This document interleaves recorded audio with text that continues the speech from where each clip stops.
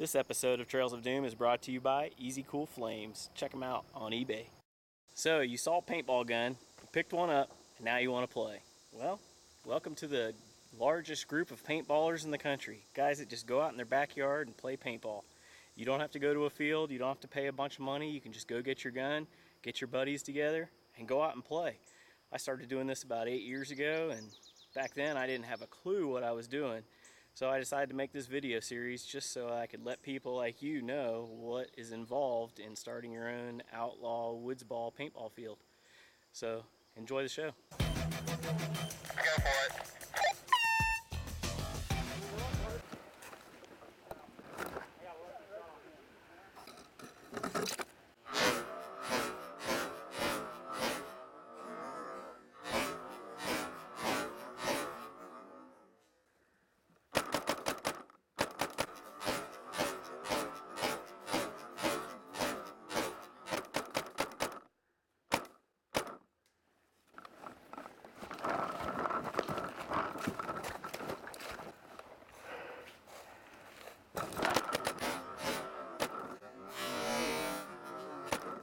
You got me. I'm out. First things first, when you want to play Outlaw Woodsball, you got to buy one of these. This is a chronograph. This one's a Pro Chrono Plus, and you can use the little handheld ones. They work just as well. It's just this one's a lot faster because every time you fire over it, it'll show you the reading. If you watch any of my videos, you see me using this one quite often. I run my field every gun at 280 FPS or less, and that's just to keep it safe because the guns will spike. We're using CO2, so they do spike a little bit while you're playing. So if you put it at 260 or 280, then you're under 300, no problem. Now if you're playing in the cold, like in the wintertime, I mean, we play year round, we play in blizzards, it doesn't matter, we play.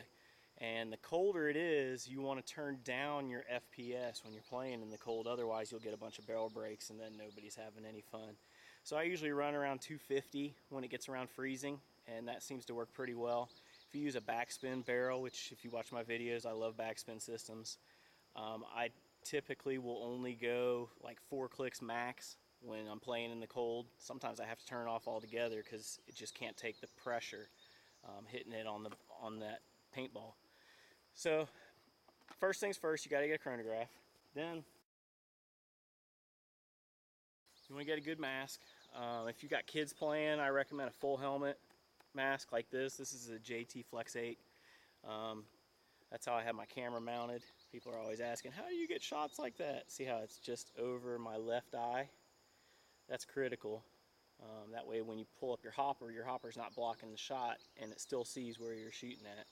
So this is a really good mask. I've been using this one ever since I started playing, so that gives you an idea how long they last. You just change the lens out every year or so. And if you get hit on the lens, you're supposed to change it then. I usually wait until it starts fogging up because that's usually about a year and a half, and then I'll put a new lens in. Now obviously paintball guns are a dime a dozen. I mean, there's a million different kinds you can get. This is my personal gun. This is a Tippmann A5. I personally have always played with Tippmann A5s. When I first started, that's what I got. I bought it used on eBay. It was real cheap, and I've been using it ever since. I've upgraded now to the factory camo from back in '07. I think they made them for a year in Realtree, and I always wanted one, but I was too cheap to buy one. So when I saw one on Craigslist for 10 bucks, I snapped it up. So that's my new one. I put this little grip on here so that I can lay it down on the ground and position it when I'm snipering people out in the woods, which if you watch my videos, I do that every once in a while, not very often. And then my zoom cam obviously is up here on the front, and I'm using the Monster Spin barrel, which is something I came up with. This is a flat line and then the apex on the flat line. So that's my whole setup right there. It's real light, easy to use, easy to maneuver.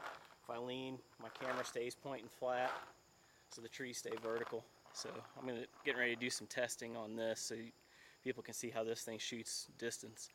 So that's what I use, but you can use pretty much any paintball gun out there. The key is just to make sure you chronograph every gun every time you play. You can't chronograph once and think it's going to stay the same. You've got to do it every time. Alright, so one of the keys when you're setting up your own outlaw field is getting people to play. I just check out with all my friends. I send out an email to an email group that I've put together, and I've probably got over 150 guys on that list now. And if you know me, you can get in. And we play once a month in the fall, winter, and spring. And everything's done by email, so everybody on the group list gets it. And we all show up. We start early. Our games start at 8:30 in the morning. Chronograph all the guns, break up into teams, and we're out on the field by 9 o'clock typically. I use bands of fabric. I just take sweatshirts and cut around the outside edge so it makes a circle, and I use those. We have red and blue. If you've seen our videos, you've seen them. That's a real easy way to do team colors, and you can just chuck them in the corner, and then they're ready for you next time. Just ask guys to throw them on your four-wheeler or whatever at the end of the day so that you don't have to buy more for next time. I've been using the same set for probably 4 years now. So that's a real easy way to do teams. As far as flags go, we use air horns, and air horns are awesome. I mean, because it's loud enough. We have 50 acres, but we only play on probably 10 acres. And you can hear an air horn on 10 acres, no problem. So the nice thing is when you hear the air horn, you know the game's over, and you can usually tell which side of the field got the flag based on where the air horn went off.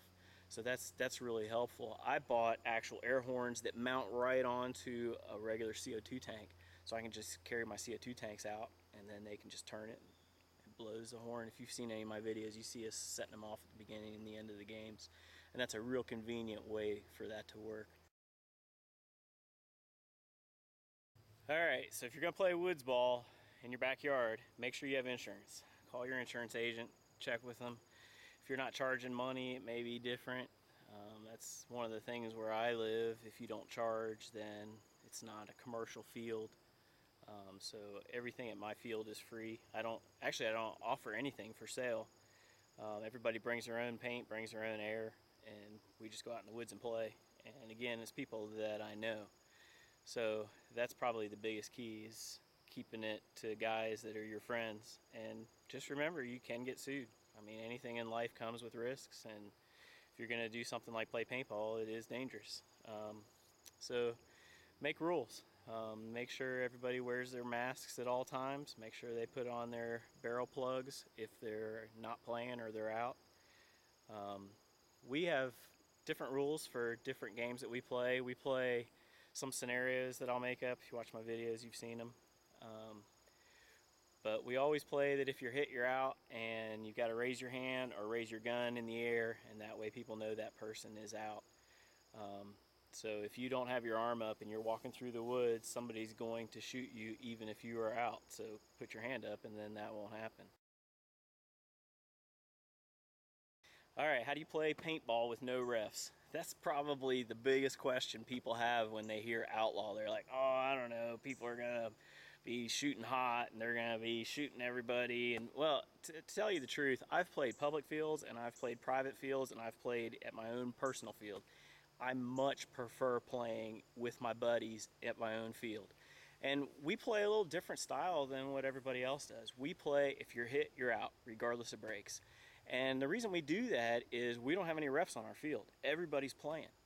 And nobody wants to be the ref for that game, so we all just go out and play, and if you're hit, you're out. So if you get shot in the back, you don't have to be like, oh, did it break? Did it break? I can't feel it. I can't tell. Well, if you got hit, you're out. Raise your hand and leave the field. And for us, that has just been a great way to play. And it eliminates the issue of paint not breaking, which realistically, paintballs don't break all the time. If you use really good paint, it'll break probably 90% of the time.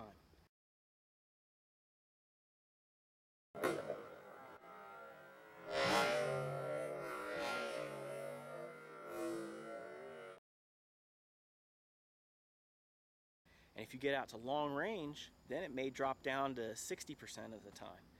And it's kind of silly that our whole sport is based on having paint break on somebody, and yet it's so difficult to get the paint to break. So one way we even the playing field is anybody can bring anything they want to my field paint-wise. So I have guys that bring real cheap paint that's been sitting for forever, and the shell's hard. And it just wouldn't be fair if I'm playing with good paint and they're playing with this garbage stuff and they're hitting me and it's bouncing off and bouncing off and bouncing off, and I hit them once and they're out. So by playing any hit counts, that eliminates that whole issue. And it's a really nice way to play. I mean, if you watch my videos, you see I'll shoot somebody one time and I won't keep firing at them, because if I hit them, they raise their hand. It's just a much nicer, more friendly way to play. Now, obviously, you have to check out your group of friends. You'll probably have some guys that you have to talk to about, hey, you know, people are telling me you're getting hit and you're not calling yourself out. What's up? Oh, I didn't feel it, you know, all that stuff. So you'll have to work through that on your own, but it is possible, and it's a really fun, refreshing way to play. And it makes single shot kills a lot more rewarding when you're not penalized by the paint bouncing off somebody. So think about how you want to do that. If you're going to play breaks, a lot of times you have to use refs, because somebody's going to be like, oh, it didn't break, it bounced, but then they have paint on them. So, you know, it depends on the type of people that you're playing with. So decide on your own how you want to do it. We play any hit counts, and for us, that's fun. And the great thing about Outlaw is you make the rules. So however you want to do it, that's the way it's going to be done. The other big thing about playing Outlaw is you want to make sure both sides of the field are set up well. When we first started at my field, we have two big hills. One of them's right behind me, and then there's another hill on the other side, and there's creeks that go between. So no matter what way you go, you're going to have to cross a creek. So you have to go down and come back up from one camp to the next. And that's really fun, just because going uphill when people are shooting down at you is stressful, and it's a lot of fun. So that's why we set up our camps that way. But what you want to do is, one of our sides was always getting overrun, and that's because they didn't have as much natural protection at that camp. That's the burn barrel camp. And we had a big windstorm go through, and it knocked down some trees, and one of the trees that it knocked down was in a perfect spot, so I left it. And now that side is a lot more defensible than it used to be. So now both sides are pretty even. It used to be people like, oh, I want to be on the campfire side, the outhouse side, because it's so much easier to defend. But now nobody really cares which side they're on. It's just, if you're at the burn barrel side, you got to walk a little further before the game starts. So that's how we do it. But you're welcome to try it on your own. Make sure you get a chronograph. Make sure all the guns are checked before you play, and divide up into teams and have fun. It's the best way to play paintball, in my opinion, because it doesn't cost hardly anything when you're just playing with your buddies. And just get two 20-ounce CO2 tanks, and that's good enough to last you for 2,000 paintballs, which is, I usually shoot around 500 every time I play. So that gives you an idea. I only need one tank. And even in the wintertime, I use CO2 in the wintertime in freezing cold. And you don't get as many shots out of it. You may get 400 out of a 20-ounce CO2 tank when it's really cold. So just bring extra ones. I mean, they're real cheap.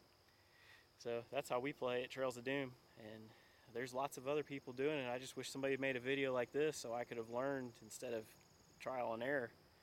So enjoy this video and support our channel. Get some Easy Cool Flame stickers or some Trails of Doom stickers on eBay. And thanks for watching.